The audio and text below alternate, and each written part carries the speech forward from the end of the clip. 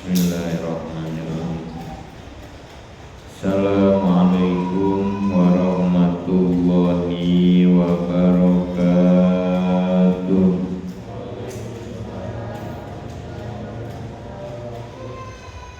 Alhamdulillahirabbil alamin wa bihi nasta'inu ala umuri dunya waddin. Wassalatu wassalamu ala asrofil anbiya wal mursalin wa ala alihi wa ashabi ajmain. Rabbi shrah li sadri wa yassir li amri wahlul 'uqdatam min lisani yafqahu qawli, amma ba'd. Faya ayyuhal hadirun usikum wa nafsi bitaqwallahi wa ta'atihi la'allakum tuflihun. Para jamaah, bapak-bapak, ibu-ibu, para santri yang sama-sama saya hormati.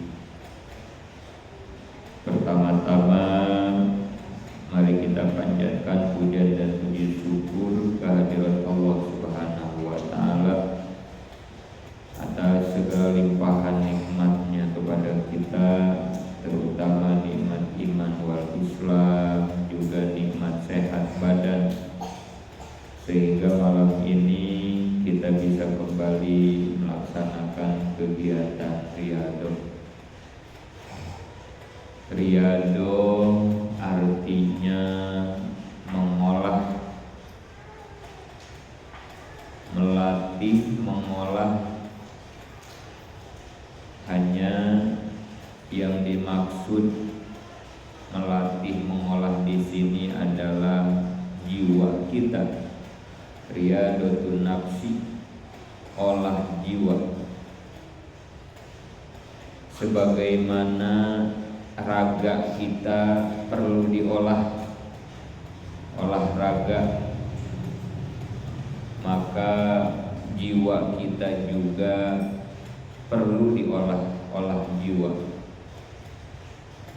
Tujuannya tiada lain dan tiada bukan olahraga agar raga kita sehat, olah jiwa pun sama agar jiwa kita menjadi jiwa yang sehat. Mana jiwa yang sehat? Jiwa yang selalu sabar ketika menghadapi berbagai ujian dan musibah. Jiwa yang selalu ikhlas dengan berbagai ketetapan takdir dari Allah. Jiwa yang selalu tawakal, pasrah kepada Allah Subhanahu wa Ta'ala. Jiwa yang tidak pernah jauh dan lupa dari Allah Subhanahu wa Ta'ala. Itulah yang disebut dengan jiwa-jiwa yang sehat. Maka mudah-mudahan dengan riyadhah yang kita laksanakan ini, dalam rangka kita melatih, mengolah jiwa kita masing-masing,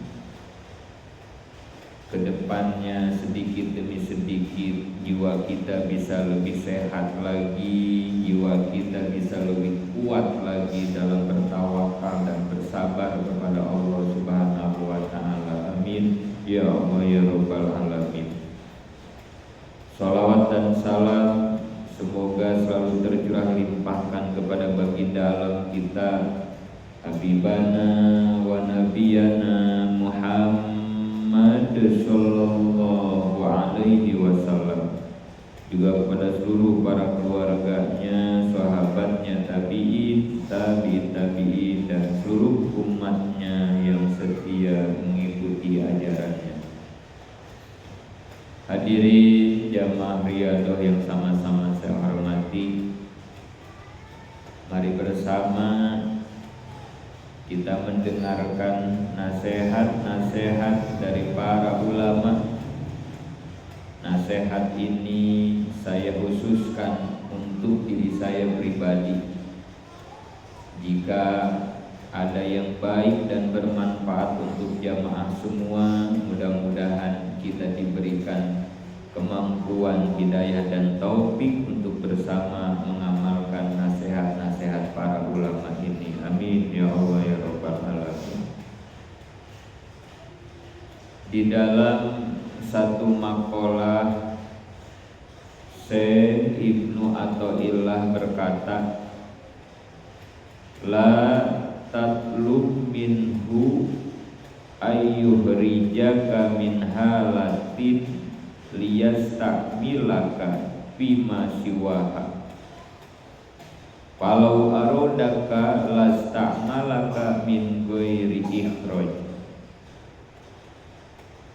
Kata Syekh Ibnu Athaillah, janganlah engkau meminta dari Allah untuk memindahkanmu dari suatu keadaan kepada keadaan yang lain. Sebab sekiranya Allah menghendakimu, maka tentu Allah memindahkanmu tanpa merubah keadaan yang lama. Selaku manusia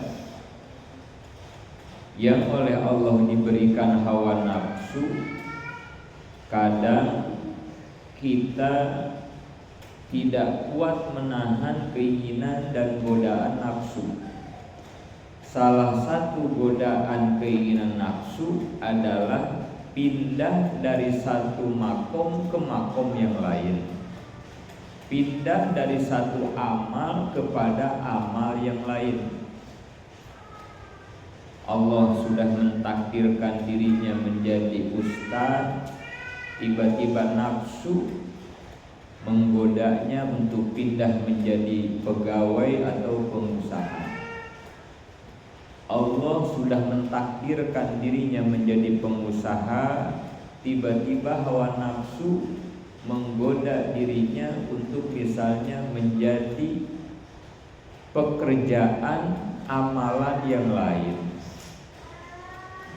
Atau mungkin para santri, Allah sudah mentakdirkan menjadi santri, tapi kadang hawa nafsu menggoda, mengajak kita malah ingin sekolah misalnya, atau ingin bekerja misalnya, atau ingin membantu orang tua atau keluarga misalnya. Ini hati-hati, sir, bisikan-bisikan nafsu yang padahal itu akan merugikan dan mencelakakan diri kita sendiri. Jangan pernah kita berani-berani melawan, menantang, merubah kehendak Allah Subhanahu wa ta'ala. Jangan pernah kita merasa lebih tahu dibanding pengetahuan Allah Subhanahu wa ta'ala. Maka bagi para arifin, orang-orang yang sudah mengenal Allah, hidupnya tidak pernah berani coba-coba menantang kehendak Allah Subhanahu wa ta'ala. Dia pasrahkan semuanya kepada Allah, biar Allah yang mengatur jalan hidupnya. Kehendak Allah yang menjadi kehendaknya, keinginan Allah yang menjadi keinginannya. Karena pasti kehendak Allah jauh lebih baik dibanding kehendak kita. Rencana Allah jauh lebih baik dibanding dengan rencana-rencana kita. Karena kata Syekh Ibnu Athaillah, kalaupun Allah berkehendak, untuk Allah sangatlah mudah memindahkan makom kamu tanpa harus meninggalkan pekerjaan lama kamu. Buat Allah mudah membuat kiai ajengan sekaligus pengusaha. Buat Allah tidak sulit menjadikan seorang pengusaha sambil menjadi guru ngaji. buat Allah tidak sulit sambil belajar, sambil bisa membantu orang tua misalnya. Yang jelas jangan pernah kita pindah dari satu makom, satu tempat ke tempat yang lain cuma karena mengikuti ajakan hawa nafsu kita yang mungkin menurut kita itu yang terbaik. Ini sekali lagi khusus untuk diri pribadi, umumnya untuk kita semua. Kadang kita terlena, kadang kita punya pilihan sendiri. Bahkan yang lebih bahaya, kita berani su'ul adab, tidak beretika, tidak berakhlak kepada Allah, sehingga berani-berani mengambil satu pilihan padahal kita sudah ditetapkan.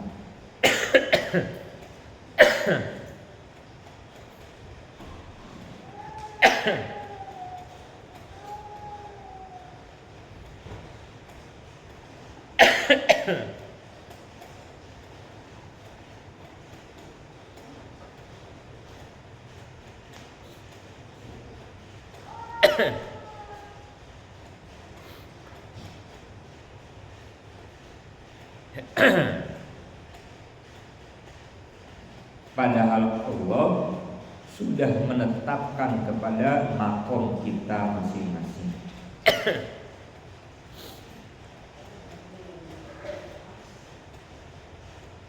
Di dalam satu kitab dijelaskan bahwa ada salah seorang solihin, orang soleh.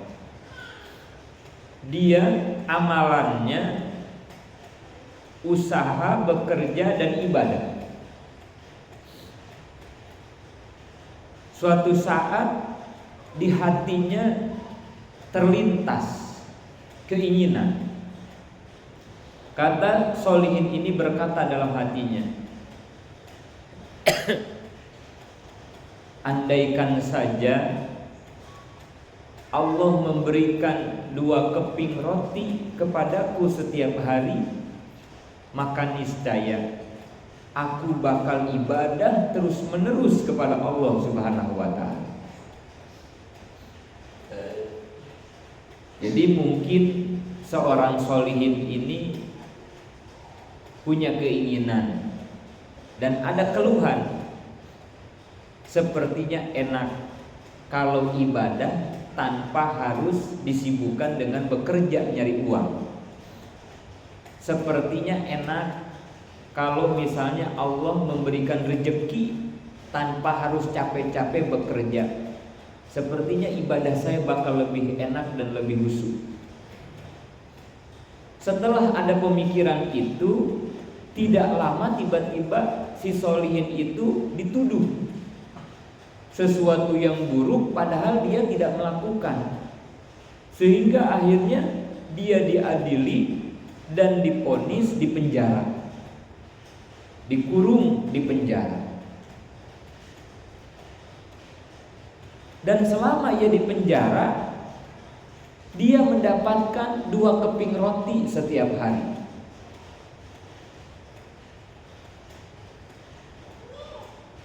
Dan setelah lama-lama dia sudah merasa bosan di penjara.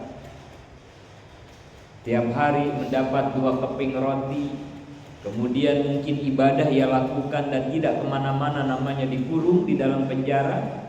Setelah lama-lama dia merasa bosan, kemudian dia kembali merenung, ada apa dengan diri saya? Kok saya jadi dikurung di penjara dan mendapatkan 2 keping roti? Ketika dia merenung seperti itu, kemudian dia baru diingatkan. Dan itu diingatkan oleh suara yang disebut dengan hatib, suara tanpa ada rupa, dibisikkan di dalam telinganya. Ketika di hatinya bertanya, kenapa saya menjadi seperti ini? Saya menjadi di penjara dan mendapat 2 keping roti setiap hari. Dia belum sadar, disadarkan oleh hatib, suara tanpa ada rupa yang dibisikkan ke dalam kupingnya langsung. Apa kata si Hatib? Kamu kan dulu yang meminta kepada Allah, sepertinya bakal nikmat kalau saya diberi setiap hari 2 keping roti, maka waktunya sesisanya akan saya gunakan selalu untuk beribadah kepada Allah. Setelah ada Hatib itu baru dia sadar dan segera istighfar memohon ampun kepada Allah. Ya Allah, ternyata gara-gara perasaan dan keinginan itu dulu sehingga Allah mengijabah keinginannya, dia dipenjara dan mendapatkan 2 keping roti. Setelah itu, setelah dia menyadari akan kesalahannya, tiba-tiba entah mengapa dia dibebaskan dari penjara dan bisa keluar dari penjara tersebut. Artinya apa? Dari penjelasan ini, para ulama ingin menyampaikan kepada kita, hati-hati jangan suka berburuk sangka kepada Allah dan tidak beretika kepada Allah dalam rangka menginginkan suatu makom, tidak mensyukuri makom keadaan yang telah Allah berikan kepada kita.